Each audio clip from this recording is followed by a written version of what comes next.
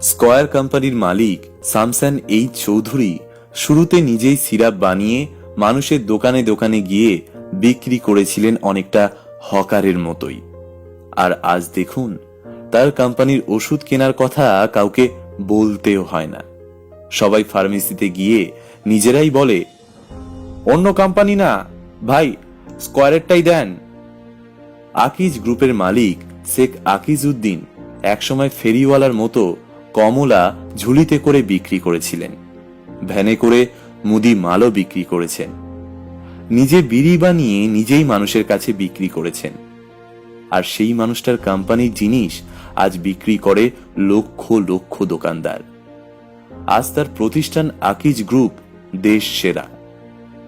দেশের সবচাইতে বড় কনস্ট্রাকশন কোম্পানির মালিক আব্দুল মোমেন এসএসসি পাশ করে ঢাকায় এসে কিছুদিন ঠিকাদারি ব্যবসা করে মাত্র 20,000 টাকা দিয়ে নিজেই নিজের প্রতিষ্ঠান দাঁড় করিয়েছিলেন।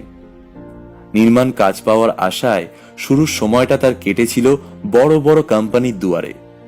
এমন কোনো দিন নেই যে তিনি একটা কাজ পাওয়ার আশায় অন্যদের পেছনে ঘোরেননি।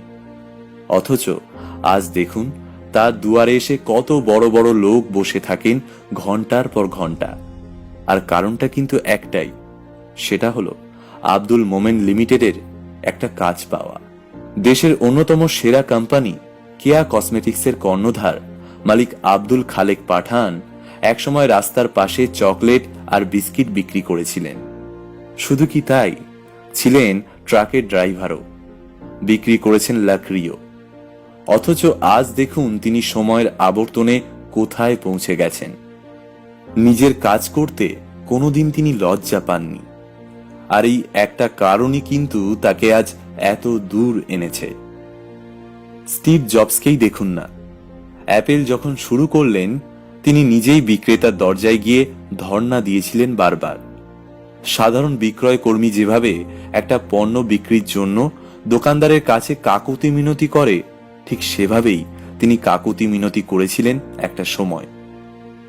আজ দেখুন, সেই স্টিভ জবসের সেদিনের কাজটাই অ্যাপেলকে এত দূর এনেছে। অ্যাপেলের পণ্য বাজারে আসার আগেই বিক্রেতাদের অগ্রিম অর্ডারের লাইন পড়ে যায়। এতক্ষণ আপনারা যাদের কথা শুনলেন তারা সকলেই নিজেদের অবস্থানে সেরা।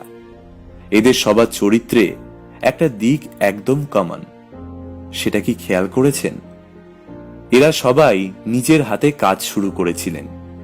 কি কাজ, সেই কাজে সম্মান যাবে কি আসবে সেসবে তারা কেউই মাথা ঘামাননি। তারা মাথা ঘামিয়েছিলেন শুধু একটা বিষয় নিয়ে, আর সেটা হলো কাজ।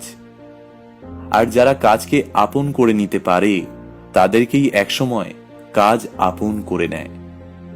যারা ভাবে এরকম ছোট কাজ করলে মান সম্মান যাবে, তারা বড়জোর আর একজনের প্রতিষ্ঠানের সামান্য একজন কর্মী হতে পারবেন, প্রতিষ্ঠানের মালিক কোনোদিন হতে পারবেন না।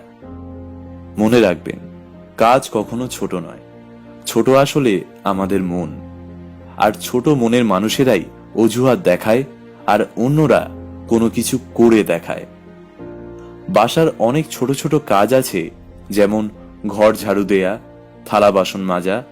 এসব কাজগুলো প্রয়োজন না হলেও করতে শিখুন। দেখবেন আপনি আর কখনোই কাজকে ছোট মনে করবেন না। সব কাজই হবে আপনার কাছে সম্মানের এবং শ্রদ্ধার। প্রিয় বন্ধুরা, আমাদের এই গল্পটি আপনাদের কেমন লাগলো তা কমেন্ট বক্সে লিখে জানাবেন। ভিডিওটি ভালো লাগলে শেয়ার করবেন।